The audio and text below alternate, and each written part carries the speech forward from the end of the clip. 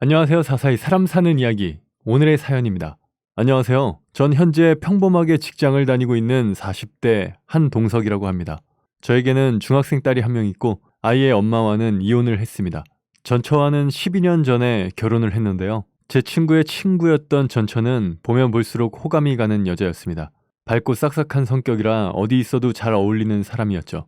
친구와 함께 어울려 다니며 점차 가까워졌던 전처와 저는 본격적인 연애를 하게 되었고 몇 년 후 우린 결혼까지 하게 되었죠. 그리고 1년 후 우리에게 사랑스러운 딸 유리라는 선물이 찾아왔습니다. 아이는 너무나도 사랑스러웠어요. 눈에 넣어도 아프지 않을 것 같았죠. 전 그런 유리와 아내를 위해서 정말 열심히 일했습니다. 유리를 남부럽지 않은 아이로 키우고 싶은 욕심이 있었거든요. 아내는 결혼 후 직장을 그만두고 아이를 키우는 데에만 전념했으니 우리 가족은 제 월급만으로 생활을 했죠. 가족을 경제적으로 책임져야 한다는 사실이 무겁게 느껴졌지만 가장이라면 응당 그래야 한다고 생각했습니다. 그러다 보니 제 퇴근 시간은 빠르면 8시, 늦으면 밤 10시였죠. 아내는 아이가 학교를 가기 전까지는 육아에만 전념했습니다. 아이가 어리니 집에서 하루 종일 아이를 돌보고 있었죠. 그러나 아내는 아이가 점점 자랄수록 가정에 소홀해졌습니다. 고학년이 되면서 학교와 학원을 다녀 집에 늦게 들어오는 유리 덕에 상대적으로 시간이 많아지니 친구들과 여기저기 어울려 다니기 시작한 거죠. 유리가 12살이 되던 해에는 아이가 학원을 다 마치고 돌아올 때쯤에서야 집에 들어오는 일이 많아졌습니다. 저는 내내 두고 보다가 결국 참지 못하고 아내에게 한 소리 했죠. 아내가 놀러 다니는 것을 나무라는 것이 아니었어요. 자식이 있다고 해서 학교에 있는 아이만을 생각하며 집에만 있을 필요는 없었으니까요. 그러나 저는 적어도 아직 초등학생인 유리에게 엄마의 빈자리를 느끼게 해서는 안 된다고 생각했습니다. 하지만 저의 말이 아내에게는 와닿지 않았는지 귀가 시간은 날이 갈수록 더 늦어졌습니다. 아이가 학원이 끝나는 시간과 제 귀가 시간을 넘어서는 것은 물론이고 심지어 자정을 넘어서 집에 돌아올 때도 종종 있었죠. 저는 아내에게 화도 내보고 설득도 해보았습니다. 유리가 불쌍하지도 않느냐고요. 저 어린아이가 혼자 저녁을 먹지는 않게 해야 하는 것 아니냐며 집에 일찍 들어오라는 경고까지 했지만 아내의 늦은 귀가는 개선되지 않았습니다. 그러던 어느 날이었습니다. 그날도 여느 때와 다름없이 아내는 제가 퇴근을 하고 집으로 들어왔는데도 모습을 보이지 않았죠. 그런데 다녀오셨냐고 인사를 건네는 아이의 표정에서 무언가 이상함을 느꼈습니다. 그런 딸이 걱정되어 저는 옷을 갈아입고 조심스레 아이의 방으로 갔죠. 이런저런 이야기를 하다가 오늘 무슨 일이 있었냐고 조심스럽게 물어보았습니다. 그랬더니 아이가 입을 떼더군요. 아빠, 엄마, 어쩌면 다른 아저씨 만나고 있을지도 몰라. 뭐? 유리야, 그게 무슨 소리야? 누가 그래? 친구 엄마들이 학원 앞에서 그랬어. 엄마, 그래서 집에 안 오는 거야? 아내의 불륜 사실에 당황스러운 기분이 드는 것도 잠시 저는 베개에 얼굴을 파묻고 우는 아이를 조용히 안아주며 등을 토닥여 주었습니다. 딸에게 너무나도 미안해서 미칠 것만 같더군요. 아내의 불륜을 미리 눈치채지 못하고 아이가 이런 시선을 받게 한 제 잘못도 있으니까요. 학원 앞에서 제 엄마의 불륜 소식을 들은 아이의 마음이 어땠을지 상상조차 힘들었습니다. 그저 뜬 소문이라면 다행이겠지만 사실 아내의 행동은 제가 봐도 의심스러웠죠. 그래서 저는 아내의 불륜이 사실인지부터 조사해 보았습니다. 유리가 잘못 들은 것이거나 설사 제대로 들었다고 하더라도 엄마들 사이에서 떠도는 유언비어이기를 바랬습니다. 그러나 아내의 불륜 증거는 너무나도 쉽게 나오더군요. 온갖 더러운 애정 표현의 말이 오간 문자 메시지와 애칭으로 저장된 누군가의 번호는 어느 누가 보더라도 단번에 눈치챌 수 있을 정도였습니다. 혹시 몰라 자동차 블랙박스까지 확인해보니 더 이상 찾아볼 필요도 없어지더군요. 아내는 저에게 불륜을 숨길 생각조차 없었던 모양이었습니다. 보란듯이 집 근처에서 애정 행각을 하는 것은 물론이고 휴대폰 잠금 패턴도 바꾸지 않았거든요. 저는 곧장 증거들을 수집하여 아내에게 보여주었습니다. 다른 남자 만나고 다니는 거야? 아, 봤어? 뭐? 봤어? 불륜하고 다니느라 늦게까지 집도 안 들어온 거야? 당신도 알게 됐으니까 그냥 말할게. 맞아. 나 다른 남자 만나. 나 그 사람 사랑해. 돈도 많아서 선물도 많이 줘. 나 이제 아껴 쓰면서 사는 인생 그만하고 싶어. 그냥 우리 깔끔하게 이혼하자. 저는 당당한 아내의 태도에 할 말을 잃었습니다. 어떻게 아이까지 있는 사람이 저렇게 당당할 수가 있을까요? 아내의 불륜 상대도 가정이 있는 남자랍니다. 서로 이혼을 하고 같이 살기로 했다네요. 전 그런 아내의 얼굴을 더 이상은 보고 싶지 않았습니다. 더 이상 이 여자와 같이 살 필요도 없었어요. 물론 유리가 엄마를 잃는 것은 너무나도 가슴 아프지만 이런 여자를 엄마로 두느니 차라리 없는 것이 낫겠다는 생각이 들었습니다. 그렇게 저와 아내의 10년이 넘는 결혼 생활은 이렇게 허무하게 끝이 났습니다. 당연히 유리는 제가 키우기로 했죠. 아내가 만나는 사람은 돈이 많았나 봅니다. 그러니 아내가 재산 분할도 하지 않고 위자료 또한 넉넉히 챙겨주겠다고 큰 소리 칠 수 있었겠죠. 비용 문제는 잘 해결되었지만 딸에 대한 미안한 감정은 저 홀로 극복해야만 했습니다. 아내를 향한 저의 분한 마음을 저 아이의 엄마에 대한 그리움, 실망감과 비교할 수 있을까요? 전 이혼을 한 이후 아이에게 엄마의 모든 역할을 아빠가 다 할 수는 없겠지만 그 빈자리를 느끼게 하고 싶지 않아 최대한 노력했습니다. 우선 성과금은 적지만 업무량이 많지 않은 부서로 옮겼어요. 아이가 이제 6학년이 되어 손이 많이 가는 나이는 아니지만 아이와 시간을 최대한 많이 보내야겠다는 생각이 들었거든요. 엄마의 외도를 알게 된 아이의 상처를 치유할 충분한 시간이 필요했습니다. 함께 밥을 먹고 매일 있었던 이야기를 하기도 하고 재미있는 TV 프로그램을 웃으면서 보았죠. 아이들이 좋아할 만한 장소를 찾아 주말에는 함께 여행을 다니기도 하고 유리가 좋아하는 것들을 사주며 마트에서 장을 보기도 했습니다. 그러는 동안 유리는 단 한 번도 제 앞에서 엄마 이야기를 꺼내지 않았어요. 유리와 많은 대화를 하며 언젠가 한 번은 대화를 해야겠다는 막연한 생각이 들기도 했지만 막상 입이 떨어지진 않았죠. 아마 유리도 저와 같은 마음이었을 거예요. 차일피일 미루며 나중에 유리의 상처가 다 아물고 나면 언젠가는 이야기를 해봐야겠다 생각할 뿐이었죠. 그렇게 저와 유리가 서로 노력하고 있던 어느 날이었습니다. 근무 중 동생에게서 전화가 한 통이 왔죠. 동생은 저와 아내가 이혼을 한 후 아이에게 신경을 써주고 있었어요. 제가 채우지 못하는 부분을 동생이 조금씩이나마 채워주고 있었죠. 동생은 제가 전화를 받자마자 유리 이야기를 하더군요. 오빠, 유리 초경하는 것 같은데 알고 있었어? 저는 당황할 수밖에 없었습니다. 그런 부분은 전혀 눈치채지 못하고 있었고 설령 알았더라도 어떻게 해야 하는지 몰랐을 테니까요. 만약 유리에게 엄마가 있었으면 아이의 초경을 축하해주고 챙겨줄 테지만 그 몫을 다 제가 하려 하니 눈앞이 캄캄해지더군요. 당황스러운 마음에 동생에게 이것저것 물어보았죠. 저는 퇴근길에 동생이 알려준 여성용품들과 케이크를 사서 집으로 갔습니다. 아이와 함께 케이크에 촛불을 꽂고 축하 파티를 했지만 어딘가 허전한 빈 공간은 도저히 메워지지 않았어요. 제가 아무리 노력을 해도 엄마의 빈자리를 완벽히 채울 수는 없었습니다. 그러나 우리는 대부분의 시간을 다정한 부녀로 잘 지냈어요. 그렇게 유리는 중학생이 되었죠. 중학생이 된 딸은 학교와 학원으로 더욱더 바빠졌습니다.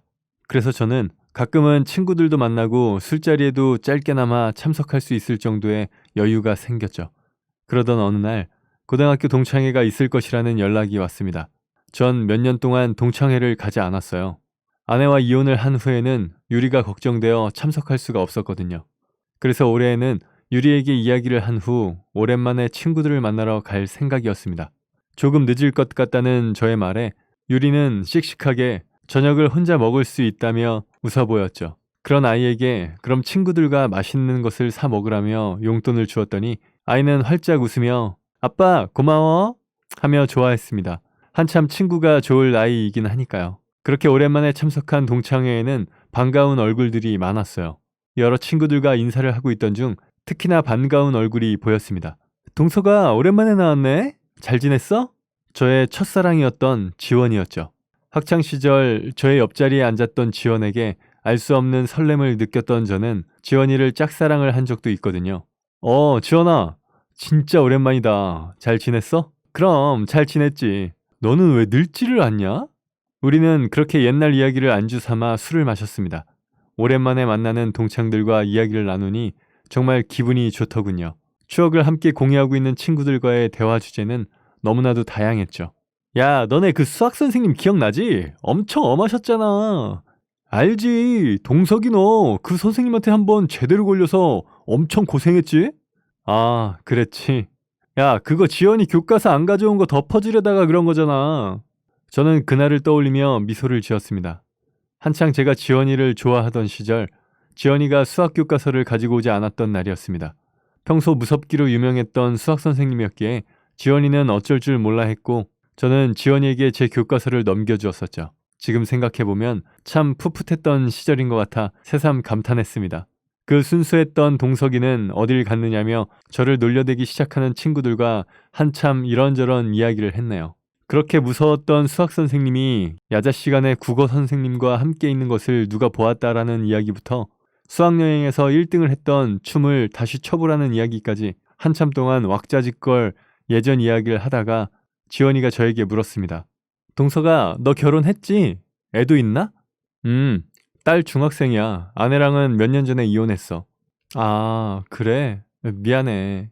아니야, 네가 뭐가 미안해. 3년이나 지났어. 괜찮아. 너는 결혼했어? 아니, 난 안 했지. 공부하다 보니까 늦어지네. 공부? 무슨 공부하는데? 아동 심리 쪽 공부했어. 근데 너무 오래 해버렸네. 저는 순간 집에 있는 유리가 생각이 났습니다. 지원에게 유리의 심리에 대해 묻고 싶은 것이 많았지만 동창들과 함께 다 같이 모인 자리이다 보니 어수선하기도 했고 집에서 기다리고 있는 유리가 생각나 먼저 귀가했죠. 그리고 다음날 저는 어제 하지 못했던 유리의 이야기를 해보려고 지원이에게 연락을 했습니다. 지원이와 이런저런 메시지를 주고받는데 유리가 제 핸드폰 화면을 슬쩍 보더니 저에게 잘해보라고 하더군요. 지원이가 설정해 놓은 프로필 사진을 언뜻 본 모양이더군요. 저는 아이에게 그런 것 아니라고 이야기했지만 유리는 그저 싱긋 웃기만 했습니다. 저는 지원이와 시간을 맞춰 따로 만나 유리 이야기를 했습니다. 아이가 제일 먼저 제 엄마의 불륜 사실을 알게 된 것과 지금껏 엄마의 이야기를 한 번도 꺼내지 않았던 사실까지 전부 다 말했죠. 유리가 엄마의 빈자리를 종종 느끼는 것 같아 걱정이 된다면서요. 그러자 지원이는 한참을 생각하더니 본인이 유리를 직접 한번 만나보는 게 좋겠다고 하더군요. 갑자기 만나는 것은 아이가 부담스러워할 수 있으니 최대한 자연스럽게 자리를 만들어 보기로 했습니다. 그래서 저는 다른 동창 부부와 함께 지원이를 집으로 초대했어요. 다행히 유리는 지원이와의 첫 만남에서부터 잘 맞는 듯 보였습니다. 서로 성격도 비슷한 것 같고 이야기도 잘 통하는 것 같았죠. 그렇게 유리와 친해진 지원이는 종종 우리 집으로 놀러 오기도 했고 유리와 밖에서 따로 만난 적도 있었습니다. 많은 시간을 보내며 유리와 깊은 이야기를 나눈 지원이는 저에게 유리에 대해 이야기해 주었죠. 생각이 정말 깊고 착한 아이라고 하더군요. 아이는 자신이 받은 상처보다 아빠가 받았을 상처를 더 걱정하고 있다고요. 저는 그런 유리가 너무 대견하면서도 미안해서 가슴이 아렸습니다. 그렇게 유리는 지원이를 만나면서 간접적으로 상담을 받았어요. 그리고 지원이와 만나게 된 지 6개월이 넘어가자 아이는 예전보다 한층 더 밝아져 있었죠. 지원이를 만나기 전에도 유리는 딱히 어두운 아이는 아니었어요. 그러나 지금 유리를 보니 원래 이렇게 밝은 아이였구나 싶더군요. 그러던 어느 날이었습니다. 저는 퇴근을 하고 요즘 부쩍 밝아진 유리를 생각하며 기분 좋게 집으로 돌아갔죠. 그런데 그날 저를 맞이하는 유리의 표정이 좋지 않았습니다. 그 표정을 보고 있으니 문득 아이가 엄마의 불륜 사실을 들었던 그날이 생각나서 두려워졌어요. 그때처럼 아이가 무슨 안 좋은 이야기를 들은 것은 아닐까 싶어 무슨 일 있느냐고 물었죠. 대화를 시도하자 피곤하다 하며 먼저 자겠다고 하는 유리에게 묻고 싶은 것은 정말 많지만 일단은 혼자 쉬게 두었습니다. 사춘기가 온 것인가? 아니면 무슨 일이 있나? 여러 가지 생각에 혼란스러운 그때 지원에게서 전화가 걸려왔습니다. 아까 유리한테 전화가 왔었거든. 너도 알고 있어야 할 것 같아서. 오늘 유리 친엄마가 학교로 찾아왔대. 아마 유리 학교 끝날 때까지 학교 앞에서 기다렸나 봐. 유리가 왜 왔냐고 따졌더니 같이 살던 아저씨랑 헤어졌다고 했대. 이제 엄마도 유리랑 아빠랑 다시 같이 살 거라고 하면서. 뭐? 진짜 끝까지. 유리가 일단 돌아가라고 화냈다고 하는데 유리 지금 많이 혼란스러울 거야. 저는 지원이와 전화를 끊고 곧장 전처에게 전화를 걸었습니다. 그렇게 유리를 버리고 갈 때는 언제고 어떻게 사람이 그렇게 뻔뻔할 수가 있는지 어이가 없었죠. 너 유리 찾아왔다며? 양심이라는 게 있긴 하냐? 애한테 무슨 짓을 한 거야? 나 다시 돌아가려고. 내가 유리 엄마잖아. 정신 나갔어? 너 그 남자랑 평생 살겠다고 가족이고 집이고 다 버리고 나간 지가 3년이야. 그랬지. 근데 그놈이 또 바람을 피우더라고. 역시 바람을 안 피우는 사람은 있어도 한 번만 피우는 사람은 없나 봐. 그래, 없어. 너도 언젠가는 또 피우겠지. 잘 들어. 너가 그놈이랑 헤어지든 뭐든 우리가 알 바 아니야. 다시는 유리한테 접근하지 마. 알아들어? 전 그 여자가 뭐라고 말하기도 전에 전화를 끊어버렸습니다. 전처에 대한 분노를 삭히고 있는데 지원이에게서 메시지가 오더군요. 내일 내가 집으로 갈게. 그 메시지에 조금이나마 마음이 편안해졌습니다. 만약 지원이가 없었으면 유리는 저에게 이야기하지 못하고 또 혼자서 끙끙 앓고 있었겠죠. 유리에게 엄마의 빈자리를 채워주며 의지할 곳을 마련해준 지원이에게 너무나도 고마웠습니다. 다음날 지원이가 우리 집으로 와주었고 유리와 함께 시간을 보내주었죠. 지원이와 함께 있으면서 다시 밝은 표정으로 돌아온 유리를 보며 저는 안심을 했습니다.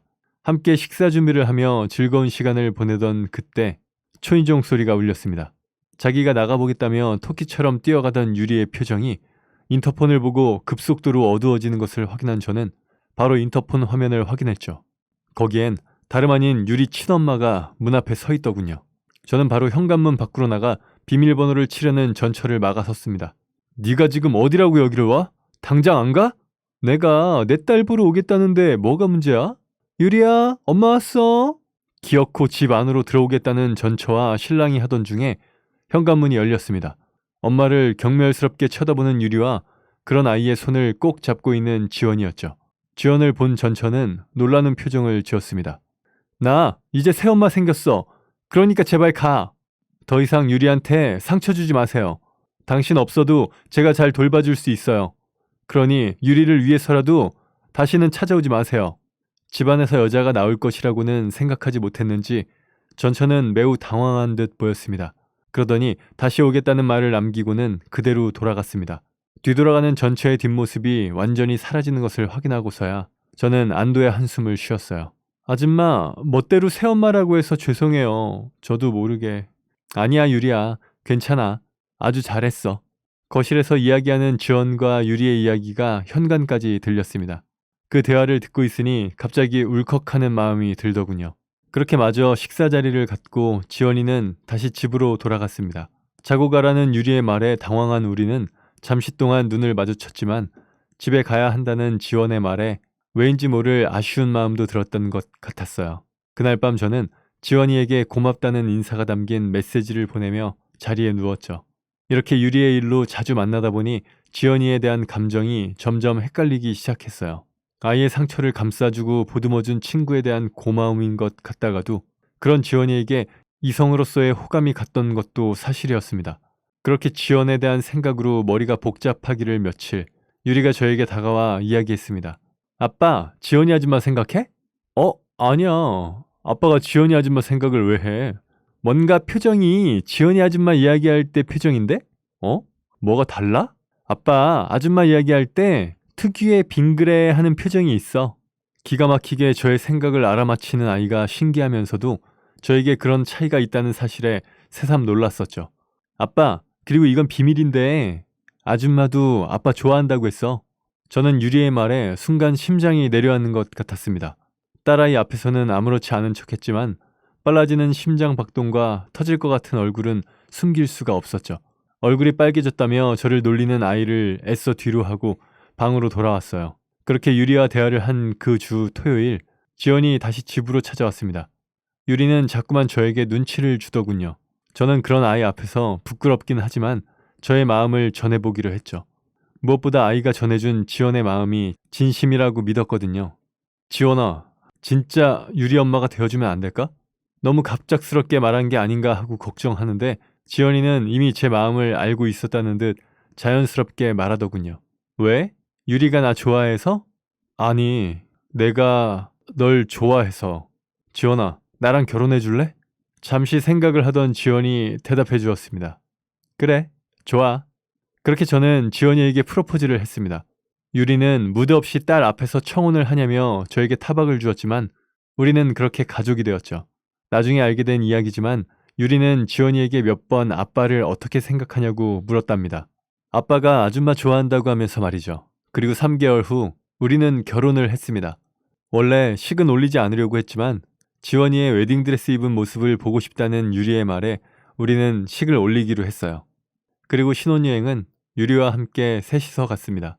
지금은 새로운 보금자리로 이사를 해 잘 지내고 있습니다.